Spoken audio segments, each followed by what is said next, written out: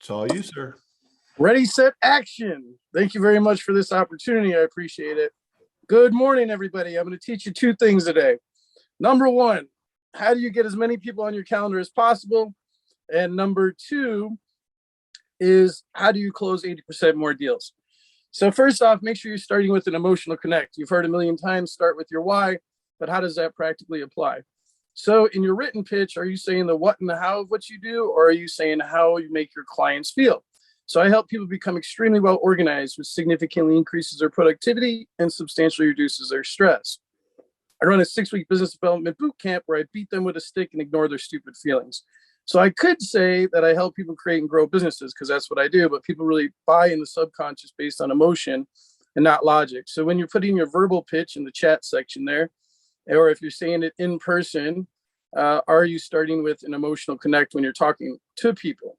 When you go into an event like this one here, you should be operating with intention. So telling yourself, how many people are you going to do a one-on-one with after this meeting? And you're going to say, I don't know how many people I'm going to do a one-on-one with. Well, it's telling you, it's setting a quantifiable measurement. It's setting some kind of goal so that you're operating with intention. So after this meeting, I'm going to meet with at least 2 people and do a one-on-one. Now, so emotional connect is the way to get people on your calendar. When you're in the rooms with people, if there's somebody that you think is doing something cool, you can say, hey, I think what you're doing is really cool. Why don't you hop on my calendar and we can discuss what you do and I can tell you about what I do. So you're not just going there and at the end of the meeting, nothing comes out of it. On to part 2. Part 2 is how to land way more deals. So leading up to a meeting, there's 2 things here. One is add as much value as possible to everybody you come across. So you can do that by researching people. So research people for a half hour to an hour before you meet with them. And that way, when you go into the meeting, you can talk to them about what they have on their LinkedIn or what they have on their website, what's good and what's missing, and how it can be better so that you're adding value as soon as you're meeting with the person and that you put some level of investment into a person before you meet with them. You don't just go in blind. Another way to do this is to have your calendar, your Calendly or whatever calendar system you use, have a bunch of questions on there that asks them for their LinkedIn, that asks them for their website, that asks them why are they meeting with you? What do they hope to get out of the meeting? And also, where do they see themselves? Wave the magic wand. Where do you see yourself in 6 months? What would outstanding success look like? So then you know why the person's coming into the meeting with you. If they're there to buy or they're there to sell or they're just there to network, and you can add massive value to them. So have your calendar set up. I think it's best to have it 30-minute increments on Thursdays and Fridays. Most networking's on Monday, Tuesday, Wednesday. Make sure your calendar is not open every single day. Night before. Then the morning of the meeting with the person, you can, do a brief overview of their LinkedIn again or their website. Have those pull up when you go into the meeting with them. Can everybody stop chatting for a minute, please? It's distracting to my OCD. I appreciate it. I should have said that in the beginning. So you're going to refresh your recollection of who this person is and what you're meeting with them about. And you can also, if you have a lot of people canceling on you, you can send them a private chat that morning and say, hey, look forward to talking to you today at 1 p.m. Central. Let's see. When you're doing the meeting, the first minute of the meeting is forming rapport with the person. Hey, how you doing today? I saw you moved around a lot. What happened when you were younger? Or I see you went to this school and you studied philosophy as well. Why did you do that? What's wrong with you? Then give some feedback, add some value in the next couple of minutes, and then ask them again, why are you meeting with me? So you can hear their issue, their pain point again, and then let them talk for the next 8 minutes. While they're talking, take little handwritten notes and jot down what they're saying. That way, when you're doing your pitch, when you're telling them how you can add value, you can incorporate exactly what they need into your pitch. So you're customizing your pitch to them. If you do a good job of doing that, at the end of your pitch, they're going to say, sounds like it was made just for me, or I really need to hire you. That means that you've done a great job of articulating how you provide solutions to their exact problems. It makes it sound customized. You're not giving out a generic pitch.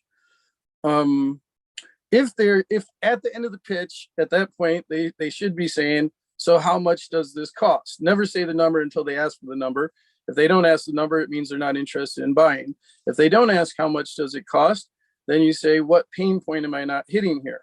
Then they're going to give you something that you didn't address. And then if they're still not asking you how much does it cost and looking to buy, you can ask a broader question, which is what barrier are we still facing?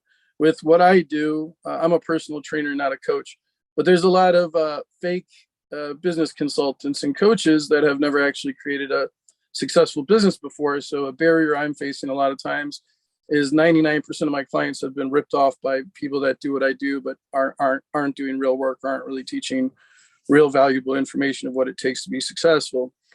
So you've done pain points, you've overcome barriers.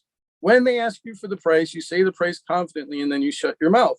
Whoever talks first loses. There's going to be an uncomfortable silence for about 20 seconds, and then they're going to say something to you. It might be that they're ready to buy, or are you willing to do payments? You take payments, but that's where you close the deal. Then you say, how do you like to pay? And don't create barriers to entry. So if they say they like using Zoomaloom payment system, then say, great, that's my favorite one too. And then download Zoomaloom while they're on the phone with you and take their money. And then send the email afterwards stating what the agreement is. So let's see, make sure I didn't miss anything. You got to make sure you ask for the sale. A lot of my clients are worried about not upsetting people and wanting to be friends with everybody. And so they have a struggle at the end, the last 3% of actually asking people to buy. And so make sure that you're confident, you're looking at it from a business perspective, and that when people want to buy, you make it easy for them to buy from you. Don't make the sale part difficult. A couple more things. I have an online course that just came out yesterday. I'm super excited about that. That is inside the email that went out for the invite for everybody today. And I offer 30 minutes of my time complimentary. So if anybody wants to meet with me, I will study you and I will add massive value and try to help you out as much as I can in that first call. And thanks again for your time and attention. That was fantastic. Thank you so much, Sajad. We got that down. Perfect. All right, let's go to everyone who has any questions for Sajad. You can raise your hand virtually. There we go. Scott Lask, what do you got? I've trained with people who have Sajad's mindset. Yeah, I have no doubts he would really take the stick out. But there's a guy named David Goggins who Sajad reminds me of. He's that Navy SEAL that just, if you are at a point where you need to break some barriers to stretch yourself, then I think Sajad's the right type. Okay. But don't fool yourself. Do not commit to him unless you're willing to sit there and take the pain. Because if you don't, you won't move forward and you'll have wasted his time and yours. That's all correct. Thank you, Scott. That's great. Sam, what do you got? Well, I just want to say Sajad, I think is wonderful because he always adds value, like everything. And that was like, I wish I could access the recording because there's so many little nuggets in there. But I want to know, Sajad, what got you to want to live out of a van and what do you love about it so much? Yeah, I was living in a van down by the river.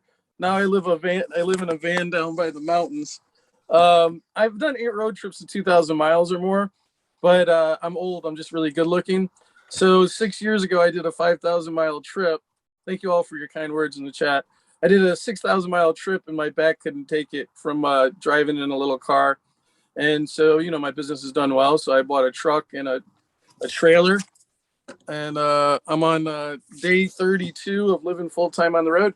And it's really easy now with the MiFi too. It's only $70 a month for internet anywhere. So it's something I'm able to do. I got, my bed, my stove, my sink, my shower, my toilet, my living room, and the internet. So I love being on the road. I like meeting all the characters and just checking out all the cool different things all over the country. I've done 3,000 miles about 3,000 miles in the last 32 days, 14 states so far.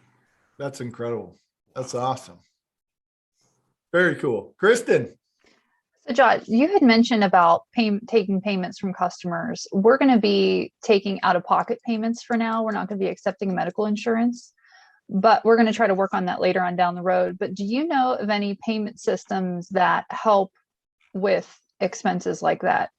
Like Affirm, or are there any other, and maybe we can take this as an aside, but if you or anybody else in the group has any information on that, that would be great. I have two thoughts on that. I try to take payment up front because I hate collecting money after I've done my job. That's irritating. The other thing is, this is not legal advice. This is information for entertainment purposes only. If you want legal advice, you should consult with a licensed attorney. I'm not your attorney. The other thing is making sure in your contract that you have consequences for late payment, because that way you don't have to be stressed out about it. So I need to walk softly on this question. So it's more about, I think the most important part here is having the terms, clear terms in your contract that goes to them. And that can just be an email too, like just a clear agreement of if they're late, what are they paying per day that they're late?